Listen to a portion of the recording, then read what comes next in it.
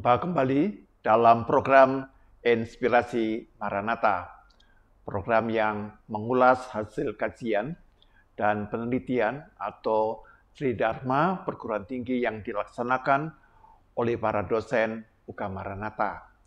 Kita akan mengawali program kita senantiasa dengan doa.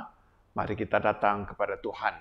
Bapa yang Maha Baik, kami datang kepadamu untuk mengucap syukur bahwa Engkau dengan Roh Kudus-Mu senantiasa memberikan hikmat, pengetahuan, dan juga segala karunia yang dibutuhkan oleh umat manusia, dan Engkau berfirman melalui Kristus dan Alkitab. Kami ingin juga mendengar firman-Mu yang Kau nyatakan melalui ilmu pengetahuan. Karena itu Bapak, berkati percakapan kami pada kesempatan ini. Kami berdoa dalam kuasa-Mu, dalam nama Tuhan Yesus Kristus. Amin. Nah, saudara-saudara, kita berjumpa kembali dalam program Inspirasi Maranatha yang kali ini berbicara tentang satu bidang psikologi. Dan bersama dengan kita seorang narasumber yang sudah baru saja mendapatkan gelar sebagai seorang guru besar, dalam hal ini Profesor Dr. Yuspendi, yang akan mengawal dan juga menjadi narasumber kita. Dan baiknya kita perkenalan kembali kepada Prof. Dr. Yuspendi. Silakan Pak Yuspendi bisa memperkenalkan diri kepada para sahabat Maranatha. Terima kasih Pak Yohanes. Saya Yuspendi saat ini memang berfokus fokus keilmuan dalam bidang psikologi anak dan keluarga yang berada di Magister Psikologi Sains maupun Psikologi Profesi Universitas Kristen Maranatha. Jadi sebagai pengajar gitu Pak ya. Bapak boleh cerita mungkin bisa secara sekilas garis apa jenjang pendidikannya Bapak. Pernah lalui mungkin mulai dari Maranatha tahun berapa dan sebagainya. Silakan Pak.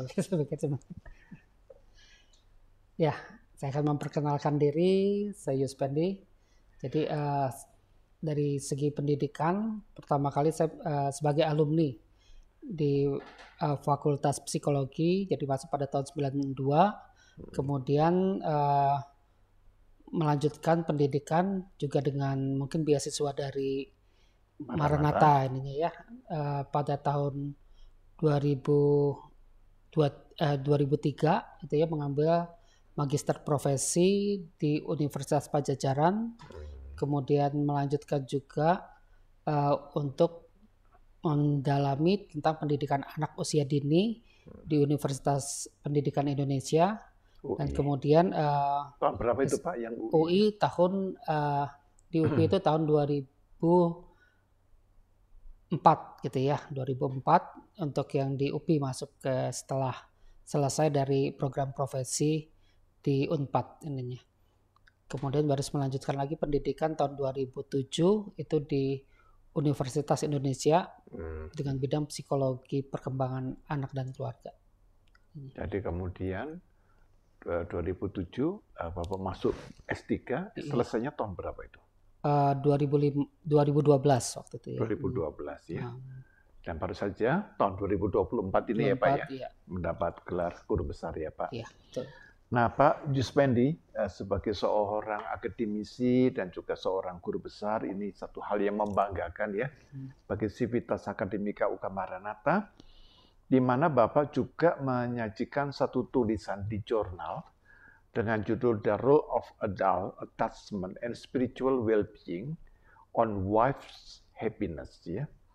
Nah Pak, apa boleh dijelaskan apa yang menjadi concern dan latar belakang penelitian Pak Yuspendi sehingga menulis tentang peranan attachment orang dewasa dan spiritual well-being dalam kebahagiaan seorang istri. Bagaimana itu Pak? Ya. Awalnya memang fokus risetnya berada pada terkait bidang anak dan keluarga, kemudian juga mendalami attachment, spirituality dan happiness intinya ya. Nah di sini kalau saya melihat bahwa banyak adanya ketidakharmonisan dalam keluarga. Jadi kalau kita lihat tingkat perceraian juga di Bandung cukup tinggi gitu ya. Mungkin untuk tingkat perceraiannya terutama terkait dengan masalah psikologis selain masalah finansial yang kedua itunya ya. Nah itu yang membuat tertarik apa yang menyebabkan ketidakbahagiaan itu sehingga mencari faktor-faktor yang bisa menimbulkan kebahagiaan dalam keluarga. Itu kemudian selain itu juga bahwa proses komunikasi gitu ya terkadang juga mempengaruhi dalam interaksi antara suami dan istri. Kemudian juga perasaan tidak nyaman. Jadi adanya perasaan tidak nyaman di antara pasangan tersebut yang terkait dengan mungkin ikatan emosional gitu ya. Bisa itu karena pengalaman masa lalunya sehingga akhirnya terbawa pada saat ini. Kak, saya kadang-kadang tuh bertanya ya, perasaan tidak nyaman itu kan kecuali katakanlah itu perkawinan paksa, tapi umumnya kan rata-rata melalui perkenalan, lalu mereka meningkat pada tingkat yang lebih serius, mulai berpacaran, ya. Dan mungkin juga memasuki sebelum perkawinan, pertunangan. Sebenarnya kan rasa nyaman itu kan sudah diketahui sejak awal. Mengapa masih menjadi satu masalah ya Pak ya? Ya. Nah, ini yang terkait nanti dalam hal contact attachment ya, ikatan emosional. Jadi ikatan emosional itu sebetulnya dibentuk itu sejak kecil. Jadi bukan dengan pasangan awalnya, dengan orang tua gitu ya. Dengan orang tua terbentuk apakah dia nyaman atau tidak. Misalnya kalau orang tuanya melakukan semacam abuse gitu ya, nah itu nanti muncul rasa tidak nyaman itu. Atau anak diabaikan gitu ya. Atau orang tua yang memang memberikan rasa aman yang cukup gitu ya. Sehingga dia berkembang. Nah proses ini berkembang sampai ke dewasa. Nah pada saat dia berinteraksi dengan pasangannya tersebut, nah itu bisa menimbulkan hal tersebut gitu ya, terbawa jadi pengalaman masa kanak-kanaknya tercermin pada saat dia dewasa ininya.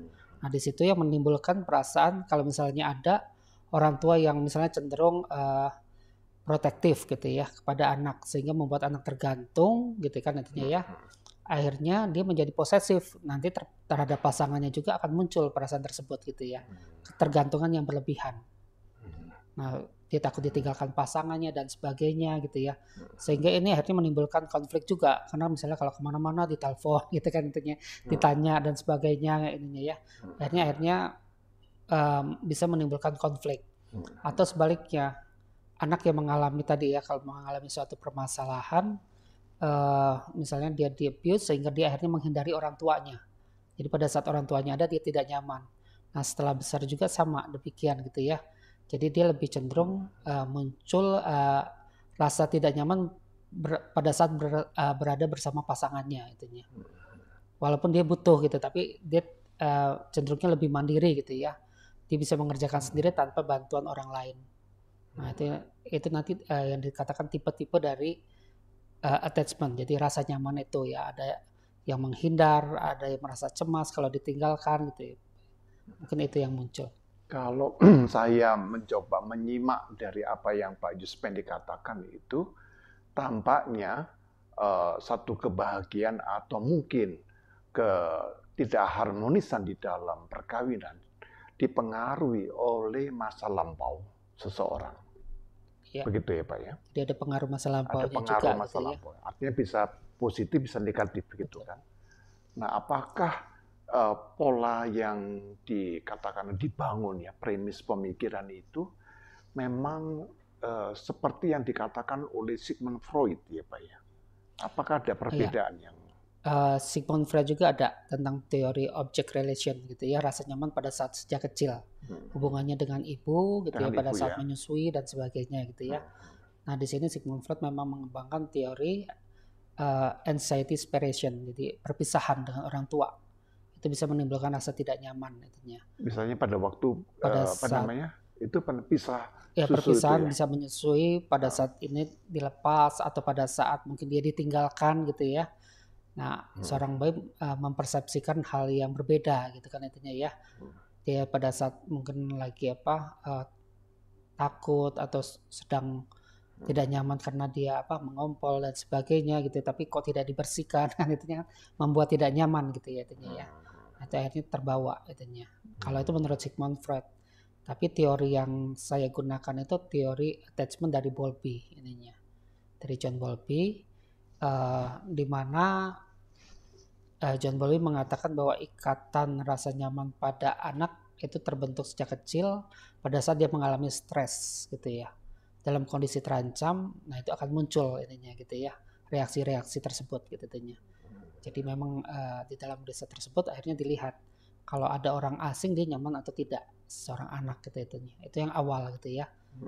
Sampai akhirnya teori ini berkembang terkait dengan pasangan.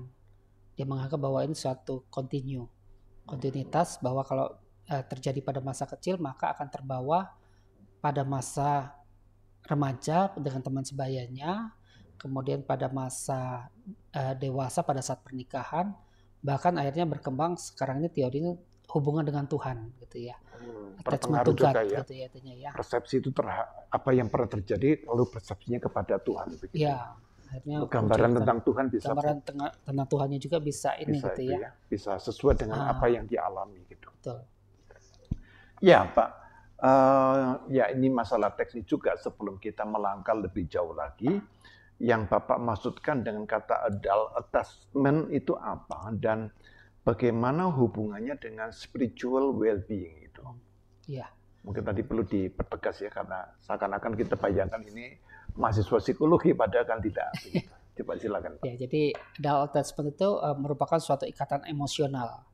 Jadi ikatan emosional yang dikembangkan melalui hubungannya romantis dengan pasangannya gitu ya. Nah, di dalam hal ini tadi saya sudah menjelaskan. Jadi perkembangannya bisa mulai dari anak, kemudian ke teman sebaya, kemudian ke dewasa sampai akhirnya hubungannya dengan Tuhan artinya ya. Nah, di dalam adult attachment ini atau ikatan emosional ini dilihat berdasarkan dimensinya gitu ya. Ada yang dikatakan dimensi yang menjauh gitu ya, avoidant ya. Ya, secure avoidant. Jadi dia cenderung menarik diri gitu ya artinya ya. Menghindari dan lebih dia merasa bahwa dia mampu gitu ya tanpa bantuan orang lain gitu artinya. Jadi kalau kehadiran orang lain itu membuat dia terganggu justru. Yang berikutnya adalah yang dimensi anxiety.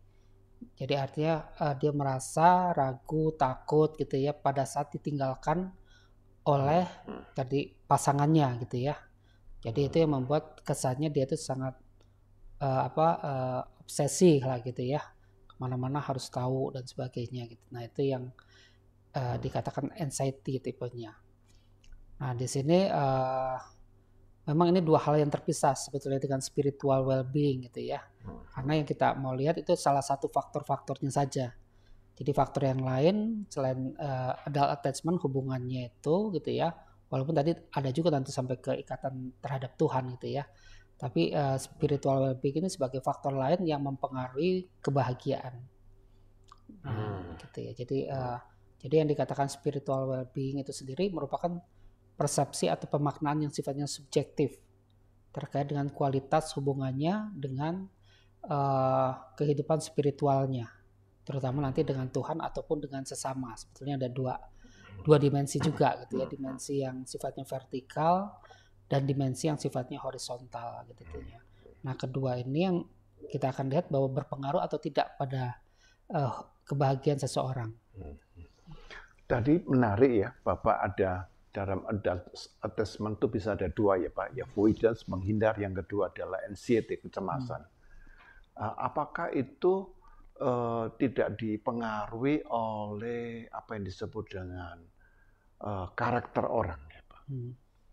Misalnya seringkali saya mendengar ada empat karakter itu ya, yang sanguinis, ada yang phlegma, ada yang kolerik, ada yang melankolis gitu kan.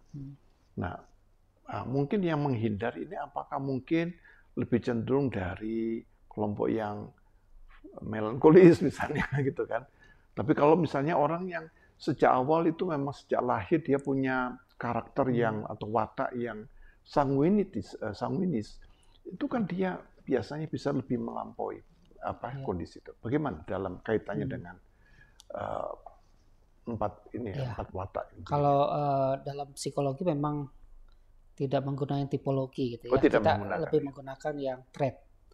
Jadi Trait-nya, trait, ya. jadi Big Five istilahnya ya. Jadi ada 5 trait kepribadian. Ya. Nah, memang saya pernah melakukan penelitian terhadap 3 gitu ya, extroversion, neuroticism gitu itunya ya, dan agreeableness itunya. Nah, dilihat Agreeableness.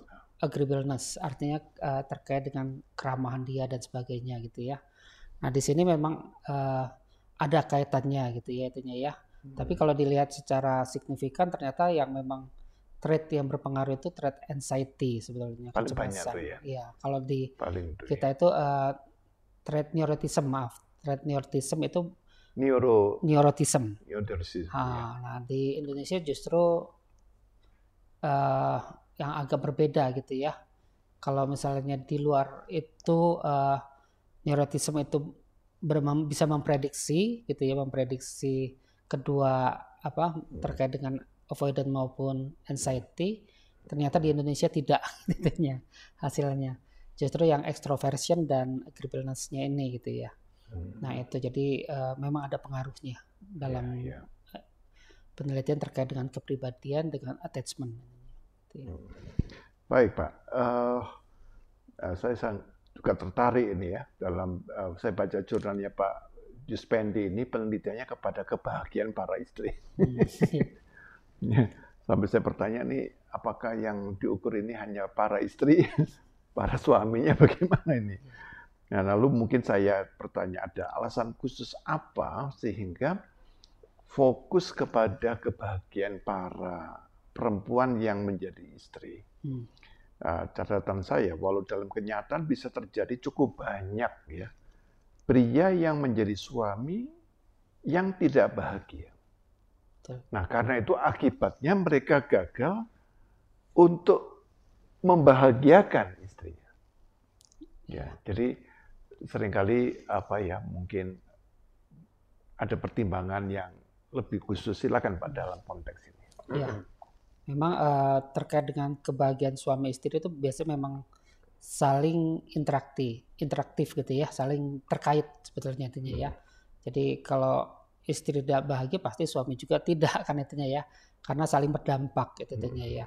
Hanya memang di sini saya memfokuskan pada istri gitu ya, karena istri ini sifatnya biasa sifatnya multi gitu ya, multi peran gitu intinya ya.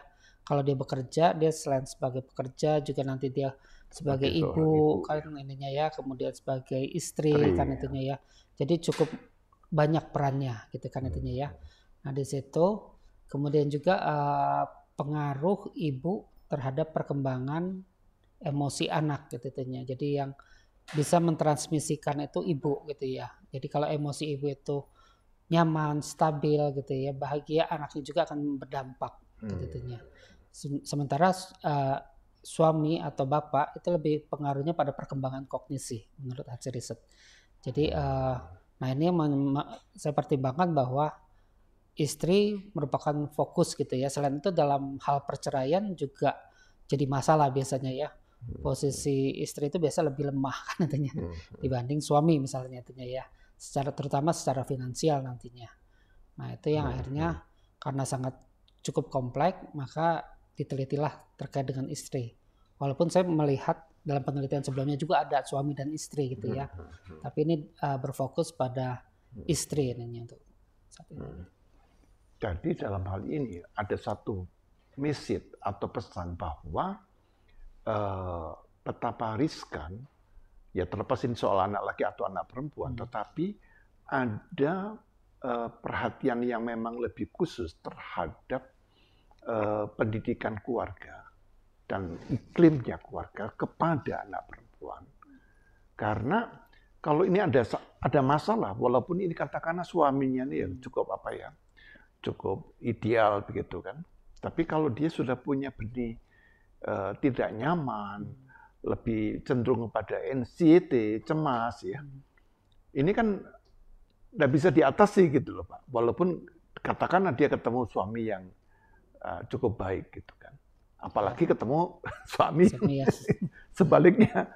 Jadi ini saya kira banyak anggota keluarga yang kurang menyadari bahwa pendidikan kepada anak perempuan ini memang harus ada satu bukan hanya baik, tapi bagaimana mengajarkan itu ya Pak ya. Tanda petik itu ya seperti ada SOP-nya, ada kurikulumnya, tanda petik ya, nih, walaupun dalam arti yang tidak formal begitu ya. Pendidikan kepada anak perempuan gitu. Karena dalam kehidupan sehari-hari memang anak perempuan itu memang punya pola struktur perasaan yang berbeda sekali gitu. Iya, betul. Memang biasanya untuk mengajarkan seorang anak paling cepat gitu ya, proses identifikasi dan modeling gitu ya. Jadi apabila orang tuanya memiliki komunikasi yang baik, interaksinya gitu ya, anak itu akan menyerap dengan cepat ininya.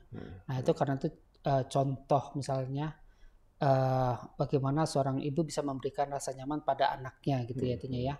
Lalu bagaimana dia berinteraksi dengan suaminya kan ya. Itu akan menjadi model nantinya bagi anak di masa depan ininya.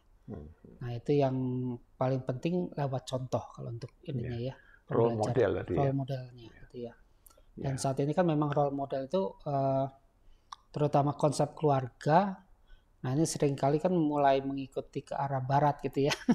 Ininya ya artinya hubungan antara orang tua dan anak gitu ya mengalami suatu pergeseran kan di sininya ya. Nah kadang-kadang anak tidak mendapatkan model lalu mencari model di luar kan itunya ya. Contoh-contoh yang sebetulnya tidak baik tapi diikuti kan itunya. Karena itu memang keluarga merupakan fondasi terutama ibu sebagai inti gitu ya yang bisa mengajarkan pada anak. Ya, percakapan kita sudah makin mendalam, tapi tadi akan saya lanjutkan, tapi saya hanya bertanya satu hal, tapi tidak perlu dijawab sekarang, yaitu bagaimana nanti dengan kondisi keluarga yang tidak utuh ya Pak ya. Itu kan lebih berat lagi Pak ya. Jadi single fighter, dengan ekonomi yang terbatas, dengan kondisi yang sangat melelahkan seorang ibu mendidik anaknya begini ya, tidak akan terbawa. Ya, ini akan kita lanjutkan setelah pesan yang satu ini.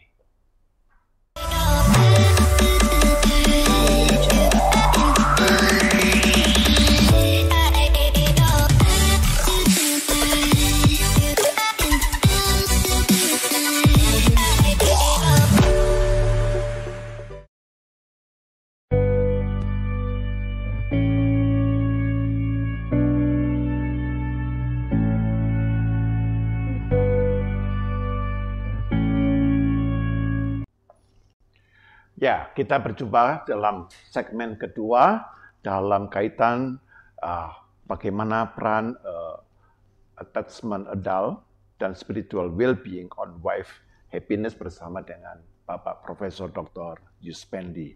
Pak, tadi dalam pertanyaan saya terakhir adalah tadi kalau dibayangkan yang ideal begitu, tapi kan banyak sekarang ini kan tidak begitu ya Pak ya. Bisa karena suami ini dipanggil oleh Tuhan, wafat lebih awal, lalu juga dia ini kehilangan pekerjaan, lalu berpengaruh pada kehidupan, bukan hanya ekonomi, tapi ekonomi mempengaruhi psikologi, lalu meningkat pada mulai keretakan, kemudian terjadi perceraian, lalu, nah ini tentunya bagaimana Pak dalam konteks yang Bapak angkat masalah wife happiness tadi. Ya, memang bisa terjadi kondisi yang tidak ideal seperti itu ya, misal tadi yang perceraian ataupun tadi yang terkait dengan finansial dan sebagainya gitu ya.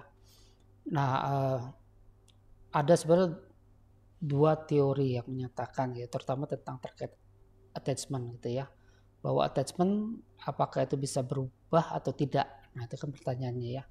Artinya kalau menurut Bowlby tadi tidak bisa berubah gitu ya, sulit untuk berubah karena dia sifatnya evolusioner dan terus menerus. Jadi kalau tidak nyaman terus tidak nyaman atau nyaman dan sebagainya, itu hasil risetnya memang ada gitu ya. Kemudian ada teori lain yang menyatakan bahwa bisa dirubah gitu ya. Nah dalam kondisi tersebut misalnya seseorang yang mengalami tadi ya perasaan tidak nyaman karena misalnya apakah itu perceraian, bisa juga tadi ditinggal orang yang dikasih gitu ya, orang tuanya dan sebagainya. Nah itu bisa saja dilakukan perubahan gitu ya.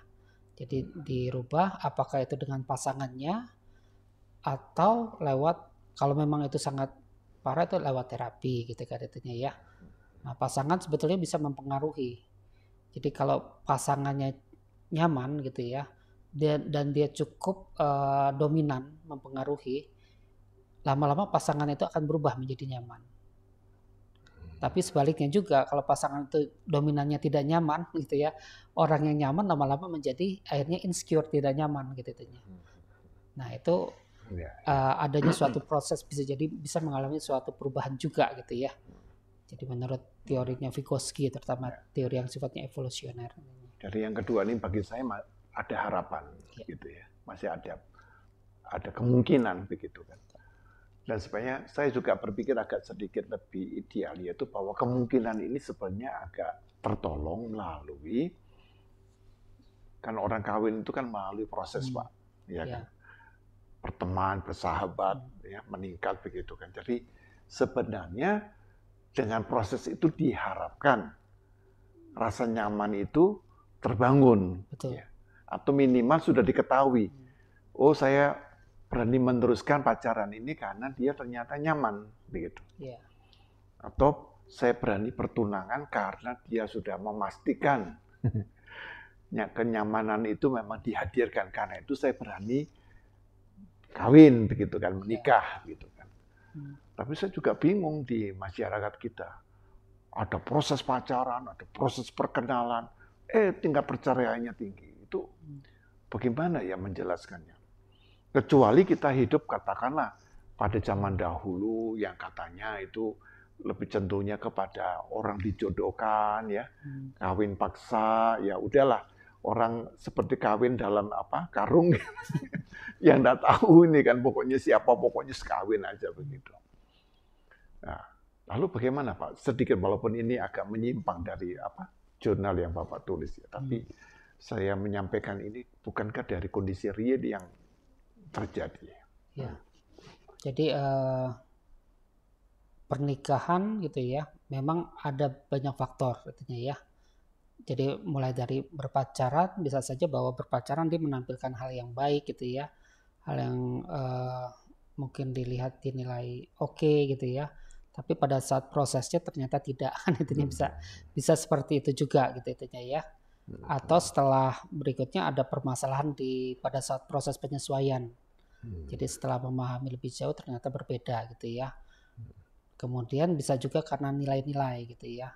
Nah kebetulan memang saya meneliti ini di komunitas Muslim pada saat itu ya. Jadi agak ada suatu perbedaan juga gitu ya. Terutama misalnya menikah boleh lebih gitu ya intinya ya. Nah itu kan memang ajaran juga kan intinya ya. Sesuai dengan ajaran intinya ya. Nah ini kadang-kadang bisa menimbulkan konflik bagi yang misalnya menolak gitu kan intinya. Nah itu salah satu juga bisa menyebabkan perceraian. Dan hal yang lain yang cukup besar itu finansial intinya memang. Jadi faktor finansial yang cukup mempengaruhi. Nah karena itu jika seseorang memiliki tadi rasa nyaman gitu ya, ditambah dengan spiritual well-being, terutama relasinya dengan Tuhan, itu akan memperkuat sebetulnya. Jadi memperkuat dengan dia belajar untuk dekat, kemudian di situ muncul rasa penerimaan, nah itunya ya, sehingga akhirnya konflik juga semakin menurun sebetulnya. Nah dalam penelitian yang saya lakukan terhadap dua komunitas, baik Muslim maupun Kristen, ternyata tidak ada perbedaan terkait dengan spiritual well-being gitu ya antara dua komunitas ini sebetulnya. Jadi asal itu tadi didasarkan oleh dari yang sifatnya tadi hanya eksistensial, jadi apa yang ada tujuannya, kemudian semakin dekat dia terhadap Tuhan, ternyata itu akan sangat membantu gitu ya dalam mempertahankan pernikahan. Seperti itu. Iya Pak Juspendi. Saya jumpai bahwa kaitan dengan adult attachment itu yang berkaitan ikatan emosional itu ya Pak ya. Itu terbentuk melalui hubungan romantis dengan pasangan. Lalu ada 3 karakteristik itu kan. Perasaan aman ketika dekat satu sama lain, lalu keduanya memiliki kedekatan, ya keintiman dan kontak fisik. Yang ketiga perasaan tidak aman ketika orang lain tidak menerimanya. Nah Pak, kalau memang seperti ini, saya tadi membayangkan bahwa tadi Bapak berkaitan dengan masalah nilai. Ya. Jadi nilai itu sebenarnya yang paling utama gitu. Dan nilai itu ternyata melampaui apa yang kita pahami secara kognitif. Misalnya satu ajaran agama tertentu yang mengatakan tidak apa-apa itu kawin lebih dari satu ya, tanda petik poligami. Tapi ketika itu dipraktekkan ternyata tidak serta-merta ajaran itu kemudian bisa diterima oleh hati gitu. Ya, saya pernah menjumpai kondisi seperti itu. Saya katakan, loh, bukankah itu problem buat Anda? Oh, bagi saya problem. Berarti Anda nggak bisa. Jadi ada antara yang dipikirkan, yang diterima dengan hati itu soal berbeda. Ya, jangankan sampai pada pernikahan. Jadi sampai menjumpai pasangannya ini berjalan atau berteman dengan lawan jenis itu sudah menjadi masalah. Jangankan pada tingkat itu ya Pak ya, pada tingkat sampai kawin atau menikah. Menjumpai aja, berteman, itu sudah menjadi masalah. Nah, saya kira dalam hal ini kita makin disadarkan dengan adult attachment, yaitu ikatan emosi ini bagian yang sangat krusial. Betul ya Pak ya? Bagian yang sangat krusial sih. Dan ini sangat sulit disikapi oleh karena sekarang ikatan emosional kita kan dibantu dengan alat. Kan begitu Pak. Sehingga perceraian itu menjadi makin tinggi karena alat teknologi gadget itu kemudian seperti tidak bisa dihindari begitu. Dan orang kemudian larut dalam ikatan emosional itu. Bagaimana pendapatnya Pak Yuspendi dalam konteks ini? Ya. Memang tadi ya terkait dengan nilai gitu ya. Jadi mungkin bisa saja dipersepsikan hal yang berbeda kan intinya ya. Artinya kalau misalnya ajaran yang sebenarnya kan artinya adanya kesetaraan, kesamaan, intinya ya. Nah kadang-kadang waktu prakteknya ternyata berbeda gitu kan. Yang disebut setara tuh ya, gampang gitu. Ya seperti apa gitu kan intinya ya. Tujuannya apa gitu kan, motif untuk misalnya menikah dan sebagainya, menikah lagi dan sebagainya itu kan kalau tujuannya berbeda, nah itu yang akhirnya pasangannya juga mungkin tidak menerima kan itunya ya.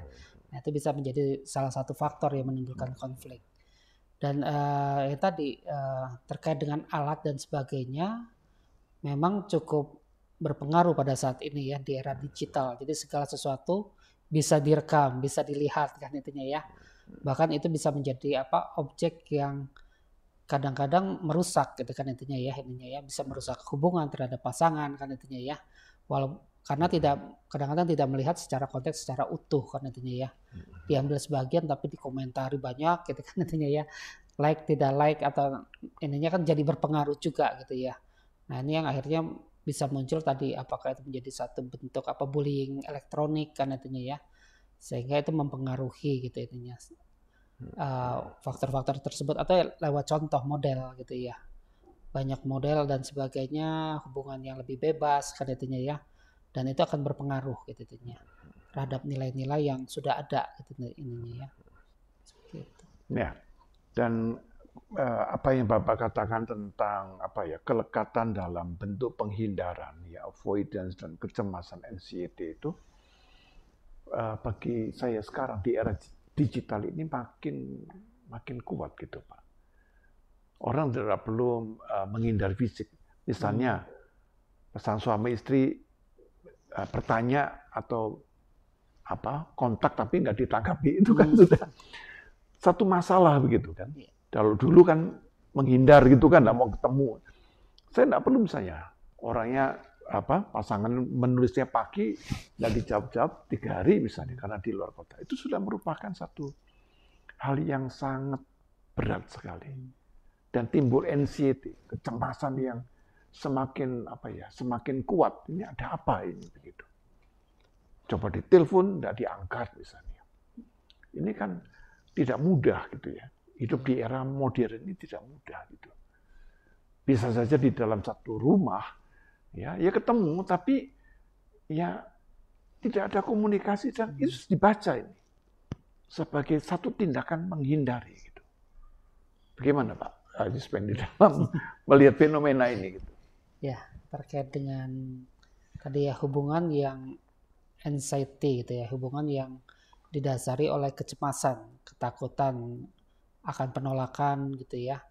Misalnya juga keraguan-raguan dia dalam membina suatu hubungan gitu ya. Kalau misalnya tadi responnya kalau tidak diangkat atau dibalas sedang apa dan sebagainya gitu ya. Dan akhirnya dia merasa cemas yang berlebihan gitu ya itunya ya. Nah itu yang memang itu akan mengganggu itunya ya dalam suatu proses hubungan dalam keluarga. Tapi kalau misalnya dia merasa nyaman, dia percaya terhadap pasangannya gitu ya. Jadi itu tidak akan menjadi mengganggu kalau ada ininya ya. Dalam ciri-ciri secure itu interdependensi, terbentuknya rasa apa? Ya, saling Kadang dia ketergantungan. tergantung gitu ya, kadang-kadang dia bisa terpisah gitu ya. Itu tidak masalah bagi dia ininya. Kemudian tadi rasa saling percaya yang kuat gitu ya. Nah, itu yang membuat akhirnya dia tidak merasa cemas gitu ya. Nah, itu yang harus dibentuk di dalam keluarga ininya ya. Rasa percaya atau trust itu. Kemudian yang sifatnya yang interdependensi. Jadi kapan dia tergantung, kapan dia harus mandiri, dia tahu gitu tuh ya, tahu melakukannya. Nah, itu yang akan membantu sebetulnya. Nah, dari situ nanti akan mempengaruhi hubungan dia dengan anggota keluarga yang lainnya juga sebetulnya itu ya. Nah, itu dasar untuk tadi mengurangi rasa kecemasan atau ketakutan. Nah, itu memang perlu model. Nah, modelnya siapa gitu ya? Ya bisa salah satu atau keduanya gitu ya. Mungkin misalnya istri kita yang lebih kuat gitu ya, ada apa-apa dia merasa tenang ini gitu ya, tidak panik gitu ya. Kita panik lama-lama kita akan mengikuti modelnya. Oh iya gitu itunya ya. Belajar bisa menjadi salah satunya bisa menjadi model itu gitu ya. Untuk bisa meredakan kecemasan gitu ya. Atau kalaupun keduanya akan lebih baik gitu itunya ya kalau model itu terbentuk suami dan istri. Ya mungkin dalam konteks inilah Bapak kemudian menyatakan bahwa peningkatan kebahagiaan perkawinan itu memerlukan spiritual well-being gitu kan ya Pak. Ya. Nah, sehingga Bapak mengatakan bahwa tingkat spiritual well-being yang tinggi gitu ya terkait dengan persepsi diri yang positif ya. Tujuan dan makna hidup, kepercayaan diri, ada kesehatan fisik, penyesuaian emosi dan pengendalian diri ya. Sebaliknya, ketika tingkat spiritual well-being itu rendah, ya, karena tekanan kesehatan yang buruk, kemampuan yang kurang matang untuk menyesuaikan emosi, ketidakpuasan dalam hidup dan kurangnya tujuan hidup, gitu ya. Nah, mungkin Bapak boleh pertajam tentang apa sih sebenarnya esensi dari spiritual well-being itu. Jadi spiritual well-being tadi kita lihat merupakan suatu kualitas spiritual seseorang gitu ya. Tingkat di mana di dalam tingkat kualitas spiritual seseorang itu mengandung dua hal. Pertama terkait dengan hubungannya dengan Tuhan gitu ya itunya ya. Nah, itu yang sifatnya vertikal. Jadi itu yang sifatnya itu menetap sebetulnya. Yang terkait dengan hubungan dengan yang lebih tinggi gitu ya dengan Tuhan terutama kalau kita. Sementara ada yang dikatakan eksistensial yang berdasarkan tujuan kemudian arah dari hidupnya gitu ya. Nah itu kan bisa berubah-ubah gitu ya. Apakah dia arah hidupnya ingin menjadi orang kaya, ingin jadi orang terkenal kan itunya ya. Itu sifatnya berubah dan itu biasanya awalnya bisa menimbulkan kebahagiaan. Tapi kalau itu terus dipertahankan itu pun tidak akan menimbulkan kebahagiaan. Karena itu untuk tujuan awal itu baik untuk yang eksistensial. Tapi untuk selanjutnya dikembangkan yang sifatnya religius, hubungan dengan Tuhan itunya. Nah, itu yang sifatnya lebih menetap dan abadi mungkin itunya ya dibanding yang pertama gitu itunya. Karena itu dalam riset ini kalau kita lihat bahwa yang berpengaruh terhadap kebahagiaan adalah yang religious well-being gitu itunya ya, hubungan yang sifatnya tetap gitu dibanding yang eksistensial ininya gitu ya Pak ya.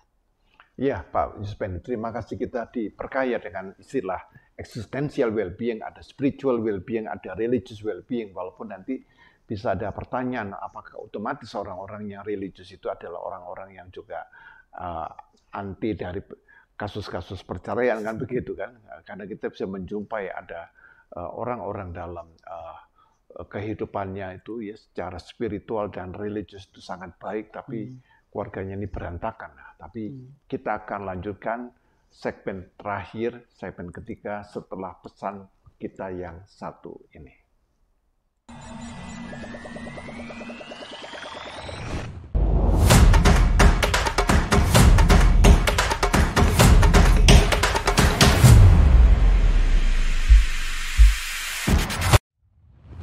Shalom Bapak Ibu, teman-teman, mahasiswa, dan rekan-rekan.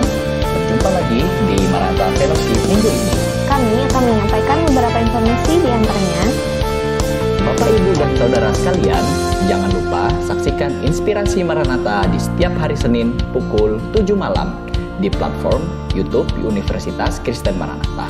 Dan bisa juga diakses di platform YouTube Ice Dream Studio.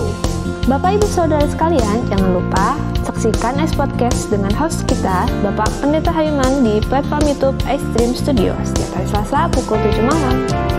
Teman-teman mahasiswa, Bapak, Ibu, dan rekan-rekan, mari sama-sama kita merenungkan firman Tuhan setiap harinya, dan renungan dapat disaksikan di Instagram BPK Maranatha dan platform YouTube Ice Dream Studio. Untuk teman-teman mahasiswa, rekan-rekan, saudara, dan Bapak Ibu yang rindu melayani, Bapak Ibu bisa mendaftarkan diri melalui nomor WhatsApp yang tertera di layar. Kami mengucapkan selamat ulang tahun untuk Bapak Ibu yang berulang tahun di bulan ini ataupun di minggu ini. Kiranya Tuhan memberikan sukacita, berkat yang melimpah, serta damai sejahtera yang daripada Tuhan. Kami juga mengajak Bapak Ibu yang memiliki keinginan untuk pelayanan di bidang suara, Bapak Ibu bisa ikutan latihan Seraphim Choir setiap hari Selasa pukul 4:30 sore di Studio Seraphim GWM Lantai 1. Mari Bapak Ibu, kita membangun iman kita tidak hanya melalui renungan dan ibadah, tetapi juga sharing dengan sesama melalui program cell group. Apabila ada hal yang ingin ditanyakan, dapat menghubungi nomor WhatsApp di bawah ini atau bisa langsung datang ke Badan Pelayanan Kerohanian di GAP Lantai 2. Sekian pengumuman Maranatha Fellowship minggu ini. Sampai berjumpa kembali di Maranatha Fellowship selanjutnya. Selamat beraktivitas. Tuhan Yesus memberkati. See you.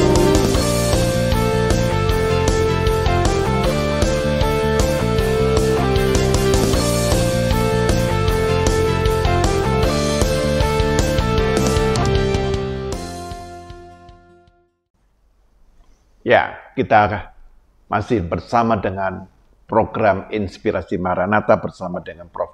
Dr. Yuspendi. Nah, Pak Yuspendi tadi ada tiga model, ya, existential well-being, ada spiritual well-being, ada religious well-being. Dan yang religious ini ya katakan lebih dekat dengan Tuhan sehingga berpengaruh kepada relasi suami istri, mereka lebih nyaman, lebih kuat, dan biasanya ya kualitasnya harusnya lebih baik. Walaupun nanti dalam fenomena kadang-kadang bisa tidak demikian, begitu ya.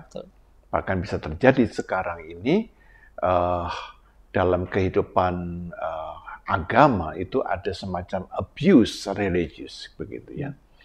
Sehingga di dalam fenomena ini kita jumpai orang-orang, bahkan juga pemuka agama, ya, seorang tokoh yang melakukan hal-hal yang tidak pantas di dalam keluarganya, apakah dia menganiaya, dia melakukan kekerasan, ataukah hal-hal yang sungguh tidak seharusnya dilakukan.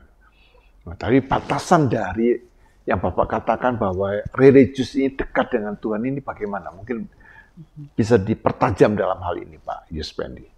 Iya. Jadi ini memang suatu hal yang sifatnya lebih dikatakan tidak hanya sebagai topeng ya kalau itunya ya. Jadi hanya menampilkan suatu hal supaya misalnya dianggap sebagai seseorang yang religius gitu ya. Atau kalau religius itu memang lebih ke arah tata cara dan sebagainya beribadah gitu ya. Kalau spiritual lebih sifatnya hubungan yang sifatnya lebih pribadi seperti itu ya.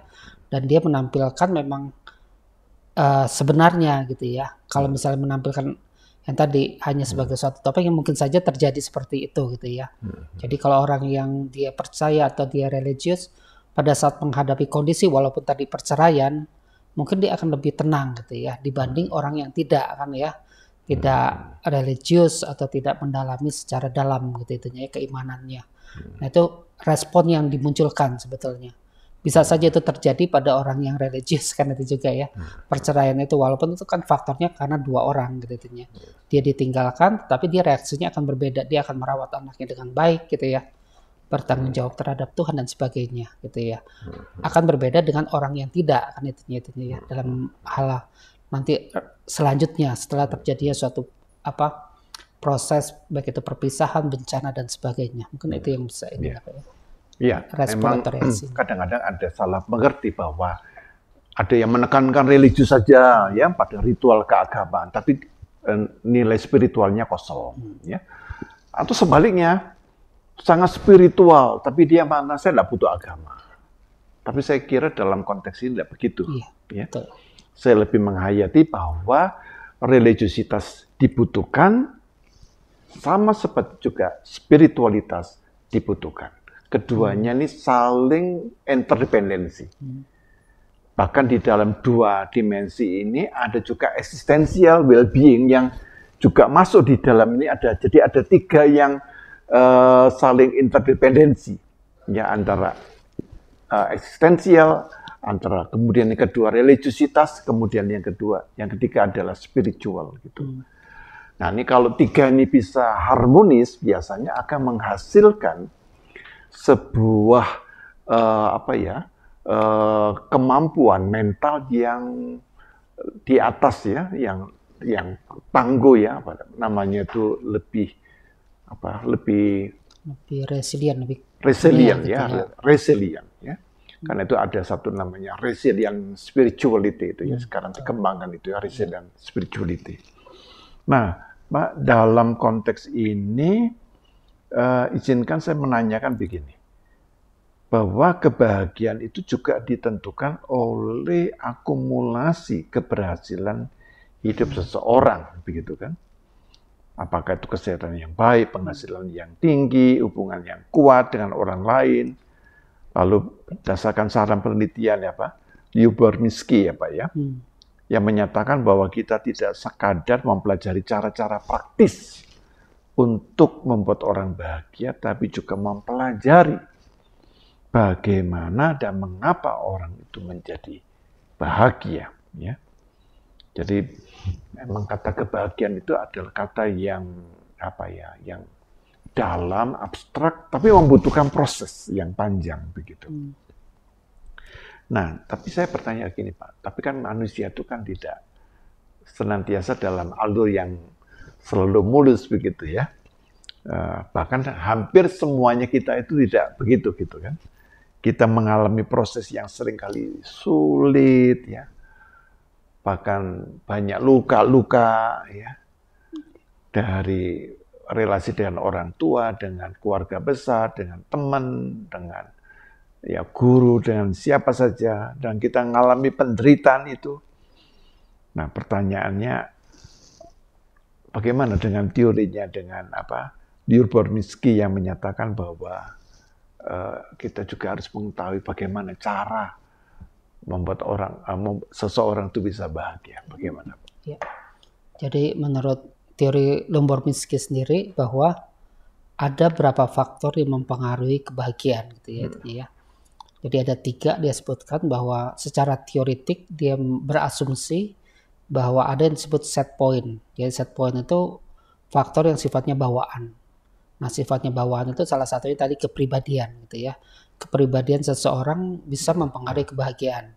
Itu kontribusinya dianggap 40% gitu ya. Kemudian ada yang dikatakan life circumstance atau kondisi kehidupannya.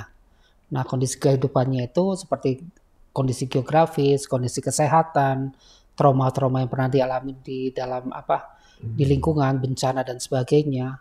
Nah, itu bisa juga berkontribusi terhadap tingkat kebahagiaannya. Nah, itu kontribusinya sekitar 10%. Kemudian ada yang disebut activity atau intentional activity intinya ya. Nah, itu yang sifatnya psikologis. Nah, yang sifatnya psikologis ini yang akan mempengaruhi atau mempertahankan kebahagiaan. Jadi bagaimana motivasi seseorang gitu ya, bagaimana perilaku seseorang tentang kebaikan kan intinya ya. Dan kondisi-kondisi psikologis lainnya. Nah, ini dikatakan kondisinya itu 50% gitu Besar ya, ya, Pak, cukup besar ini Cukup ya. besar ya. Nah, dari hasil riset yang saya lakukan terhadap semua faktor yang mempengaruhi kebahagiaan, ternyata yang dikatakan 40% itu kepribadian hanya berkontribusi sekitar 11%. Yang 40 tadi. Iya, yang bawaan Yang ternyata bawah itunya ya. itu ya. Ternyata faktor yang cukup besar salah satunya adalah spiritual. Spiritualitas itu 23% kontribusinya, ditambah faktor yang lainnya, yang intensional yang lainnya itu sampai ke sekitar hampir 50%. Sementara faktor lingkungan itu hampir sama, kisarannya sekitar hampir 10% tentunya. Nah ini jadi karena itu memang faktor intentional activity dan spiritualitas itu cukup penting dalam meningkatkan kebahagiaan yang sesungguhnya ya itunya ya. Jadi ada kebahagiaan yang subjektif dikatakan oleh Limor Miski, tapi ada kebahagiaan yang memang istilah kebahagiaan ilahi gitu ya itunya ya. Kalau menurut Prof. Virgo waktu kita sempat berdiskusi, kebahagiaan itu artinya lebih ke sifatnya ilahi gitu itunya ya. Lebih hal yang tinggi gitu itunya. Nah di situ. Nah itu yang mempengaruhi gitu ya. Dua hal ini. Jadi kemudian yang setelah dianalisa lebih lanjut, ternyata faktor yang cukup penting selain tadi kalau di dalam kondisi lingkungan, ternyata pendidikan juga berpengaruh. Faktor yang cukup penting dalam kebahagiaan. Spiritualitas juga itu berpengaruh. Kemudian bagaimana seorang bereaksi terhadap kondisi stres. Jadi ada yang disebut religious coping gitu ya, strategi penanggulangan stres. Dan juga ada yang dikatakan problem solving skill, jadi kemampuan dia mengatasi masalah dalam kehidupan. Nah itu juga faktor-faktor penting yang berpengaruh. Jadi ada 5 faktor atau 5 variabel gitu ya. Setelah diteliti lebih lanjut, saya mendapatkan 5 itu yang intinya gitu ya. Jadi dari yang tadi yang pertama itu terkait dengan pendidikannya, itu berpengaruh gitu ya. Kemudian terkait dengan kemampuan spiritualitasnya, tingkat spiritualitas, kemudian religious coping maupun kemampuan problem solving skill ya dalam menangani ininya. Nah itu nanti ada faktor-faktor itu. Jadi kalau mengikuti yang dikatakan itu intentional activity, misalnya contohnya bagaimana? Jadi intentional activity itu memang banyak aspek di dalamnya gitunya. Misalnya keseimbangan emosi. Keseimbangan emosi antara emosi positif dan negatif gitu kan intinya ya. Nah itu faktor yang cukup berperan juga gitu ya. Artinya bahwa seorang itu harus memiliki respon yang positif harus lebih banyak daripada yang negatif, jelas ya kan. Misalnya 2:1, kadang-kadang dikatakan 5:1, jadi 5 yang positif, 1 yang negatif itu masih wajar kan intinya ya.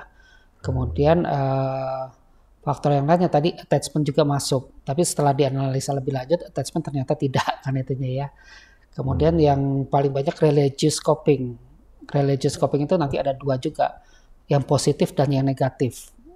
Kalau di Indonesia saya mendapatkan justru yang positif itu yang lebih besar pengaruhnya. Artinya terutama mungkin penelitian pada agama Kristen gitu ya itunya ya, mungkin dia merasa bersalah, merasa berdosa, justru itu akan semakin dekat terhadap Tuhan gitu itunya ya. Jadi akhirnya di situ muncul ketergantungan pada Tuhan. Nah itu yang jadinya yang negatif. Tapi kalau di luar negeri tampaknya yang positif gitu itunya, beda gitu itunya ya. Terkait bagaimana seorang itu ikat hubungannya dengan Tuhan pada saat mengalami suatu masalah intinya. Nah itu faktor-faktornya cukup banyak memang itunya. Tapi yang tadi yang dirangkum itu muncul 5. Yang tadi yang saya agak lupa tadi ya, terkait dengan keseimbangan emosi itunya ya. Keseimbangan emosi, kemudian pendidikan, kemudian terkait dengan spiritualitas seseorang ya, spiritualitasnya, kemudian terkait dengan dia religious copingnya. Jadi pada saat mengalami suatu stres, masalah, religious coping itu muncul gitu juga. Kemudian yang terkait dengan grief coping itu kemampuan dia mengatasi masalahnya. Nah, itu faktor-faktor yang ada dalam intentional activity atau dalam kondisi psikologi seseorang.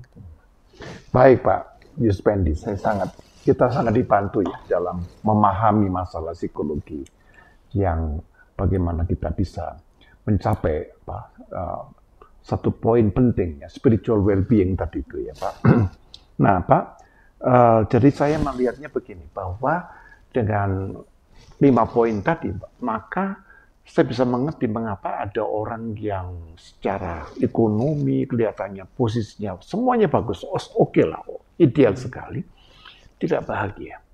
Lalu saya jumpai ada orang-orang yang sederhana, hidup dalam kesulitan, tapi mereka bisa bahagia itu. Jadi karena ada intentional activity yang memang kuat sekali gitu. Jadi mereka tidak melihat tentang nilai-nilai yang dunia katakan ini bahagia. Saya bahagia dengan kondisi saya. Kami merasa puas, kami merasa orang-orang yang diberkati. Jadi ini satu hal yang membuat melihat bahwa peran dari spiritual well-being itu sangat besar sekali. Nah Pak, bisa dalam konteks ini kematangan ya spiritual seorang istri itu punya pengaruh yang besar, sehingga dia bisa menerima dengan ikhlas ya, kondisi suami yang kurang berhasil. Nah, saya kira ini poin penting ya. Kalau kita mengukur dari ekonomi ya, itu seberapa ukurannya begitu kan? Ada mengatakan suami saya kurang bisa mencukupi. Kata kurang mencukupi itu kan sangat subjektif. Ya, kalau kenyataannya mencukupi apa? Rumah ada, kendaraan ada, tabungan ada. Lalu apa itu ya? Lalu ada satu, ya kurang ini, sangat tak terbatas. Saya kira konteks kematangan seorang istri itu lebih penting begitu ya dalam memahami. Bahkan ada seorang suami yang katakanlah kena PHK, tapi dia tetap bisa menerima, dia bisa bahagia, bahkan dia mulai mengatakan, suami saya sudah kerja keras sekarang, waktunya saya yang menggantikan. Nah itu kan cara berpikir positif. Contohnya kan begitu ya Pak. Betul. Jadi memang bisa terjadi demikian gitu ya intinya ya. Jadi kematangan dari spiritualitas, terutama terhadap istri gitu ya. Kalau dia masih dalam tahap yang eksistensial tadi intinya ya, finansial itu menjadi hal yang penting, jadi tujuan hidupnya gitu kan. Tapi begitu dia berubah menjadi yang tadi yang lebih ke arah religius, spiritualitas, nah itu mungkin itu hanya sebagai suatu sarana gitu intinya ya. Sarana yang mendukung dirinya gitu ya intinya ya. Tapi dia bisa berperan gitu ya. Artinya bahwa hubungan itu bisa timbal balik lah intinya ya. Pada saat seseorang misalnya suaminya sedang mengalami suatu hal yang tadi ya musibah dengan PHK, dia bisa mendorong, memacu gitu ya, sehingga untuk membangkit kembali gitu intinya ya. Nah itu perlahan-lahan bisa semakin tumbuh dan berkembang juga gitu ya. Kalau saya lihat contohnya misalnya paling itu kalau orang suci itu Santo Agustin sebenarnya. Suaminya mungkin brengsek gitu ya, anaknya juga gitu ya. Tapi istri yang memiliki religiositas yang tekun, dia selalu mendoakan gitu ya. Akhirnya semuanya berubah gitu kan intinya ya. Pada saat suami akan meninggal, dia mulai percaya gitu ya akan misalnya kebaikan hati istrinya. Demikian juga dengan anaknya kan intinya ya. Nah itu contoh yang cukup kuat, yang real gitu ya intinya ya dalam suatu kehidupan. Jadi itu bisa mempengaruhi gitu ya. Seperti itu. Ya, jadi karena poin pentingnya di sini adalah bahwa apa yang diterima secara materi tentunya sangat penting. Ya. Tapi ada yang lebih penting lagi adalah kematangan kita dalam menerima berkat itu sendiri. Karena saya pernah jumpai seorang istri Pak, ini suaminya ini kena PHK, istrinya itu sangat bisa menerima, tapi yang tidak bisa menerima itu suaminya. Jadi suami yang tuh stres berkepanjangan akhirnya kena stroke.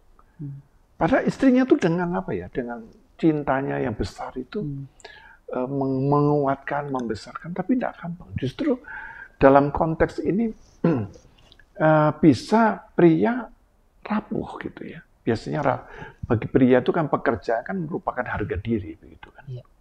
Jadi kadang-kadang banyak orang lupa kan. Jadi istri marah dan sebagainya, lupa bahwa seorang pria itu, seorang suami itu sangat sensitif dalam hal itu. Jadi tidak perlu kamu marahi, kamu diam saja, itu sudah merupakan pukulan. Apalagi kalau kamu marah, begitu kan. Ya, mungkin dalam hal ini perlu dijelaskan ya, ketika orang mau kawin itu ya.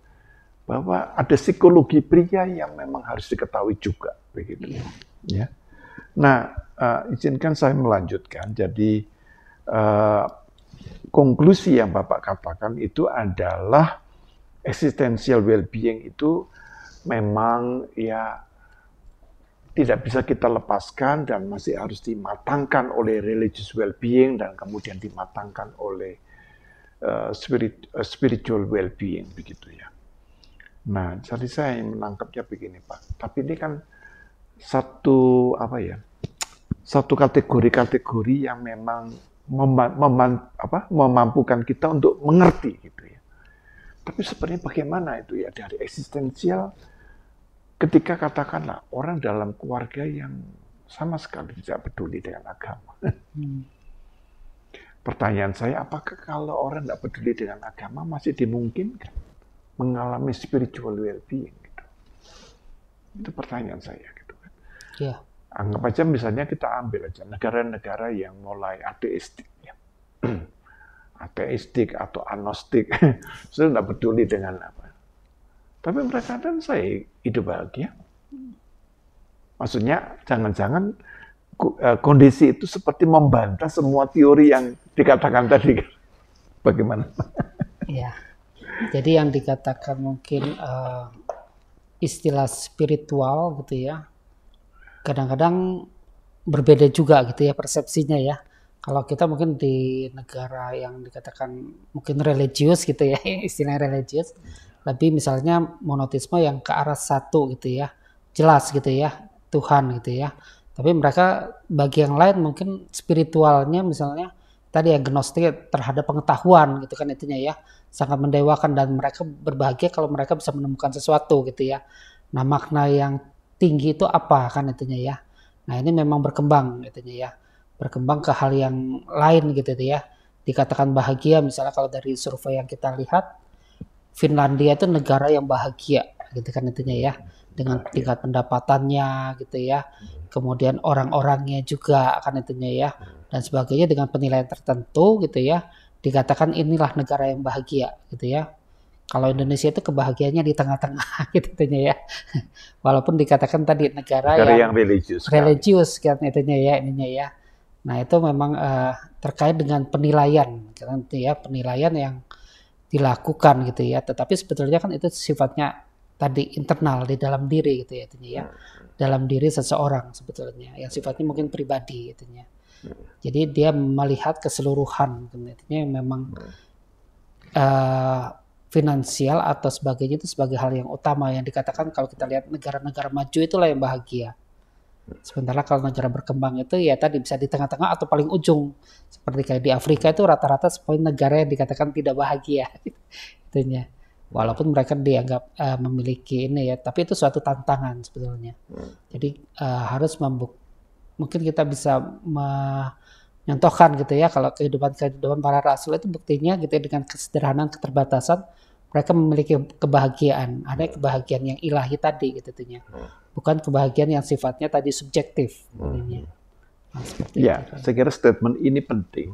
Sehingga nomor 10 yang pertanyaan saya yang terakhir adalah bagaimana menyikapi situasi saat misalnya seorang istri kehilangan ya, kehilangan pendapatan karena suaminya mengalami itu ya, kehilangan karena PHK begitu kan, sehingga sekarang diganti peran ini ya, suami yang bekerja sekarang, istri yang bekerja begitu ya, karena suami sudah tidak mampu lagi ya.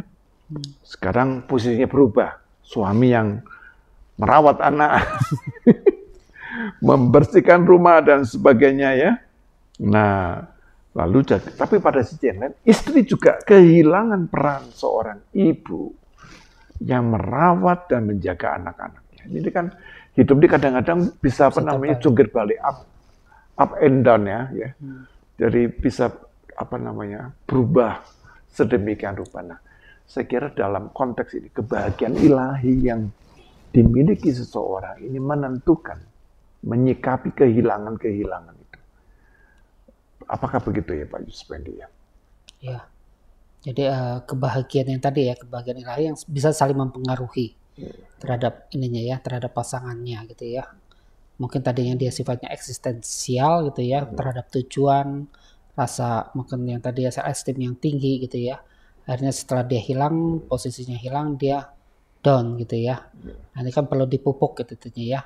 Kemudian di situ memang terjadi pergantian peran lagi kan itu. Nah, itu membuat mereka terutama pasangannya menjadi semakin tertekan gitu ya. Tapi kalau sejak awal misalnya pernikahan, terutama pernikahan di modern ini mungkin peran antara suami dan istri mulai gitu ya. Kalau dulu kan suami itu tidak boleh mengasuh dan tidak boleh di dapur kan itunya ya istilahnya. Tapi kalau sekarang sepertinya batas-batas itu sudah mulai berubah kan itunya ya, sudah mulai ini. Nah, itu saling melengkapi sebetulnya tidak masalah gitu. Kalau sejak awal dilakukan gitu ya ininya.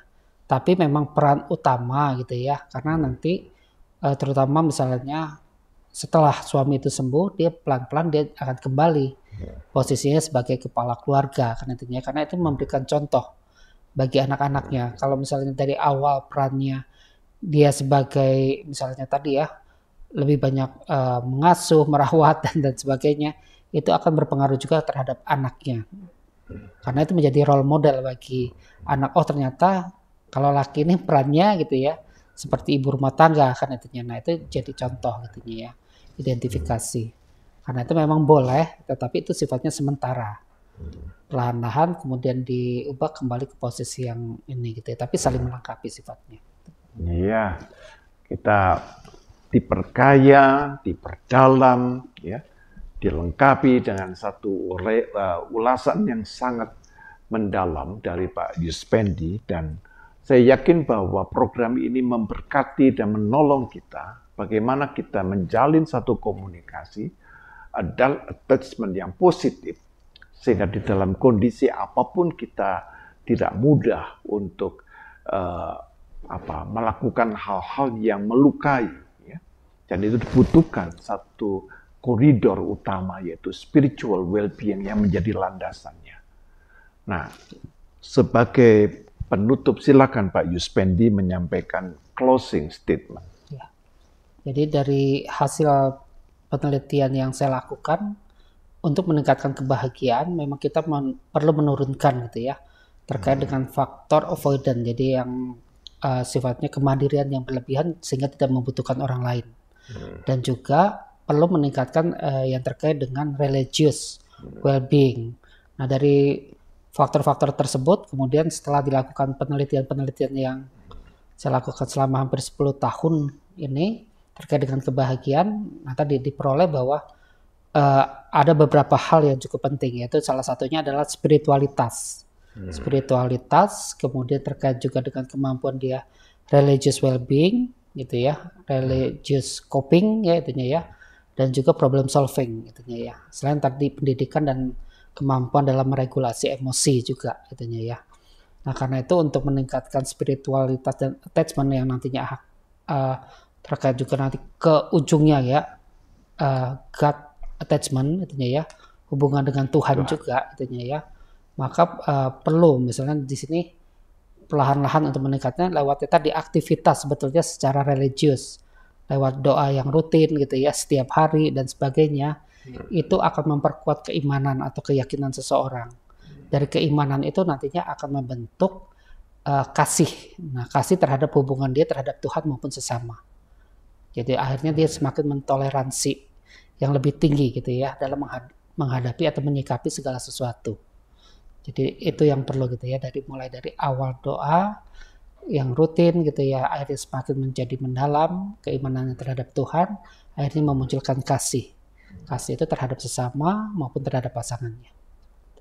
Baik, terima kasih Pak Yuspendi dengan penjelasannya, dan mari kita lakukan dan kita kembangkan spiritual well-being dalam komunikasi dan relasi kita dengan Tuhan yang bisa mewarnai satu kebahagiaan di dalam kehidupan keluarga kita dan tentunya anak-anak kita, karena mereka adalah mutiara yang begitu berharga.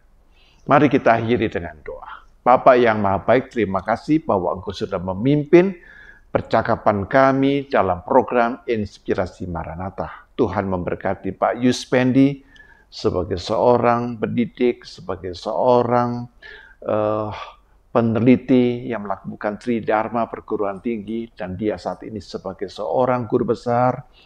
Tuhan berkati setiap pelayanannya. Tuhan berkati setiap kami, para sahabat Maranatha dimanapun berada, supaya Tuhan juga menolong dan memampukan kami mengatasi masalah-masalah yang terjadi di dalam keluarga, relasi kami dengan pasangan, hidup kami dan anggota keluarga kami.